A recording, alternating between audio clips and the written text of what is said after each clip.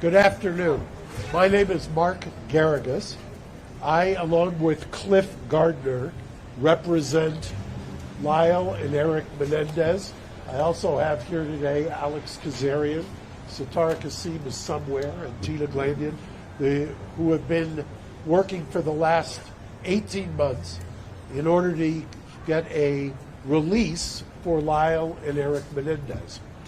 A couple of weeks ago, and so that you understand the background of it, back in May, we filed a writ of habeas corpus. A judge in this courthouse, Judge William Ryan, issued what's called an informal request for a reply. That informal request for a reply was to ask the DA to respond to the allegations of new evidence. Part of the two prongs of new evidence were, number one, a letter that was found at Marta Cano's house that was a letter written by Erik fully 8 months before the killings to his cousin Andy.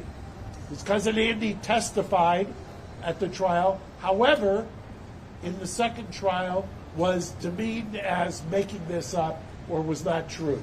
This letter now shows or corroborates that Andy was telling the truth. The letter describes the abuse.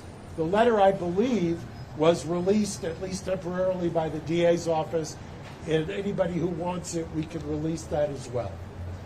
The other pillar of the writ of habeas corpus was a declaration by Roy Rosello. The declaration by Roy Rosello is incredibly important for a number of reasons. Number one, Roy Rosello, who was a member or a then member of the band Menudo, was and took great courage at Murray's finding him and talking to him to sign a declaration that said that he too was assaulted by the father, and not only assaulted, but it happened at the house. The reason that's important is that it corroborates what was testified to in trial number one, that it corroborates the fact that the safe place that Jose thought he had was in the house. It corroborates what the family members said was the very uncomfortable rule in that house, that you could not go down the hallway if Jose was with one of the boys. That was the ground upon which he prayed. We have those two items. Now, there is a separate track. About 3 months ago, we sent a petition, and mind you, the DA's office, there's been those who have said, well, this is election nearing, blah, blah, blah. We filed this, and the DA has been, Mr. Gascon's office, has been engaged with us productively, strongly, for well over a year. Joan, who you will hear from in about 5 minutes, we actually, because of her young age, turns 93 next month, we had what's a very rare thing done back in December, which is called a conditional examination. It's a deposition in a criminal case to preserve her testimony. She was there with her lawyer, Brian Friedman, who represents the family. And what we are also on a parallel track doing is asking, and have been asking, the DA to look at the work they have done and resentence them, to support the resentencing. Now, when I say the work they have done, Lyle and Erik have started, mind you, since 2005, up until the time that Judge Ryan issued the request for an informal reply, have had no hope of ever getting out. Since 2005, they had exhausted all legal remedies. They had resigned themselves to being in prison for the rest of their lives. You could take two tracks on that.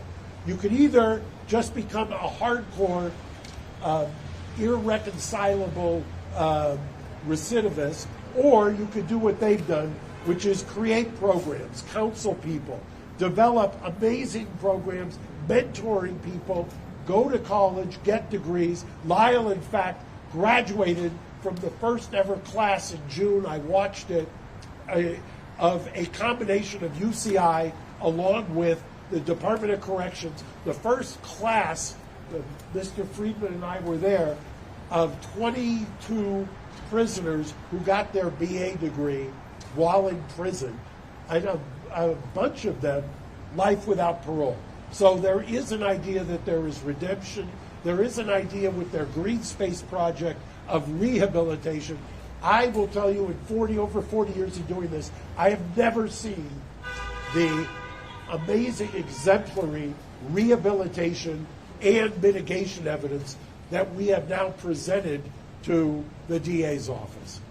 We're going to hear from the family today briefly, and I will tell you, I'll give you kind of a coming attraction. I will start with Anna Maria. She will tell you exactly the genealogy. We have over 20 relatives, both Kitty and Jose's sides of the family.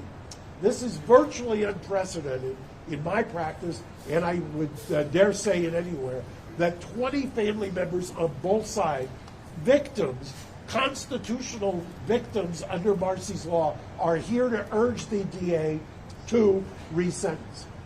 When, after they're finished speaking to you today, we will then, Mr. Friedman will take them across the street to the Hall of Justice, and they will go through what Gascon does in resentencing, and they will meet with the resentencing unit. They will, under the California Constitution, Marcy's law, they will voice their opinion on why they believe it's time that these gentlemen come home. That they've spent over 35 years, and I've said it once, I've said it twice, if they were the Menendez sisters, they would not be in custody. We have evolved, it's time, and without further ado, I'm going to introduce Anna Maria, who's going to come up and speak.